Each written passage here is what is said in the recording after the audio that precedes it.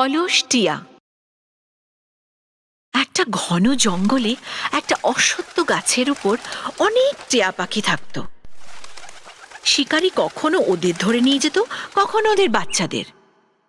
তাই সবাই মিলে ঠিক করলো যে ওদের জায়গা পরিবর্তন করা দরকার। অনেকটা দূরে একটা তাল গাছ খুঁজে বার করলো। তাল গাছ লম্বা বলে শিকারীরা ওখানে অব্দি উঠতে পারত না।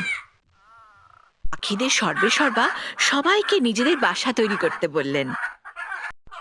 নতুন জায়গা দেখে টিয়া পাখিরা বেজায় খুশি, আর খুশিতে টিয়া টিয়া করতে থাকলো।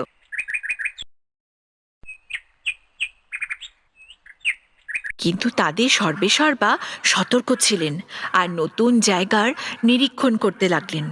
উনি দেখলেন যে ওই গাছের গায়ে একটা ছোট্ট লতা আছে। তখন তিনি সব টিয়াদের নিচে ডাকলেন, তাড়াতাড়ি নিচে এসো, এই গাছের গায়ে যে লতা আছে তাকে এখনই বার করতে হবে। সব টিয়া পাখিরা নিজেদের বাসায় বিশ্রাম করছিল। ওরা ওখান থেকেই নিচের ওই লতাটাকে দেখতে আরম্ভ করলো আর বলল, মোড়ল মশাই, আপনি অযথা চিন্তা করছেন। এই ছোট্ট লতা আমাদের কি কষ্ট দিতে পারে? ওদের সর্বসর্বা ওই লতাটাকে উপড়ে ফেলার কারণ বোঝাতে লাগলো। আজ এই লতা খুব কচি, ওকে বের করা খুব সহজ, কিন্তু সব সময় ও এরকম থাকবে না। একদিন ও দড়ির মতো শক্ত হয়ে যাবে। একে এখনই বের করে ফেলতে হবে, নইলে পরে এই ধরে শিকারীরা উপরে উঠে আসবে। আমাদের বাসায় পৌঁছলে অনর্থ হয়ে যাবে। সব টিয়া পাখিরা নিজের নিজের বাসায় বসে আনন্দে দিন কাটাতে লাগলো। তারা কোনো রকম বিঘ্নতা চাইছিল না, আর মোড়লের কথায় কানই দিল না।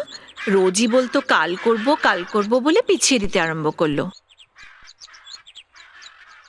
তাতে কি হলো, লতাটা ধীরে ধীরে বেড়ে উঠল, আর একদিন ওই লতা একটা শক্ত দড়িতে পরিণত হলো। এবার পাখিরা চেষ্টা করে ওই লতাটাকে উপড়াতে পারল না।